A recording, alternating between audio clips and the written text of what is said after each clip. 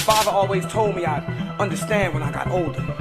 This internal hurt of a lone soldier, so held firmly in my right arm with her head on my shoulder, cause that's the way she likes me to hold her. That's what I told her. Speaking about my daughter, in order to save face, because just before the embrace and all the I love yous and I miss yous, she clearly let me know that she had issues. Talking about, Daddy, where you been?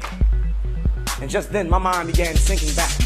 Thinking back to those Saturday seldom show up days, those seem like my father don't want to bother helping me grow up days. So sick of not seeing my dad, I want to throw up days, those my mom said you shouldn't come nowhere near where we resided cause she decided to blow up days. Well, anyways, her eyes were always able to pull the disguise off of any lies I might try to use to summarize the situation. You see, it's funny the way it's second nature, the way I put these words to paper but couldn't figure out a simple explanation to offer my baby girl. Don't like having to admit that tomorrow's just a maybe girl, the famous ask your mom and see what she say.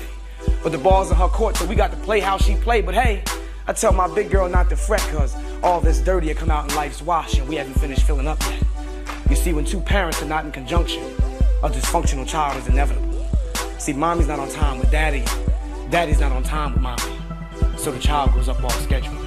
And it's incredible because he always told me that I would understand when I got older, while he used to call himself the lone soldier. And one night when she called crying and I couldn't get to her to hold her, even though it wasn't some game shit, I felt like it was some lame shit I told her. Just because I couldn't be right there after a nightmare about a fight between me and her mother. See, she's 6 and can't conceive how I could leave and still tell her I love her. So her inquisitive little mind forces her to question, and my rationale begs me not to reply. See, I know she won't see why we have to live in different places, or how come her and her little brother don't see each other's faces on a consistent basis. And it hurts when I have to lay down the hand of discipline, knowing that I just get to spend a short segment of time with her. So imagine how I feel when I got to hit her. And don't get it twisted, sometimes I fuck up and don't get her because my ego won't let her mother call me a babysitter. But for my baby girl, I'ma swallow my pride and show through. See, for my kids, it ain't nothing I won't go through.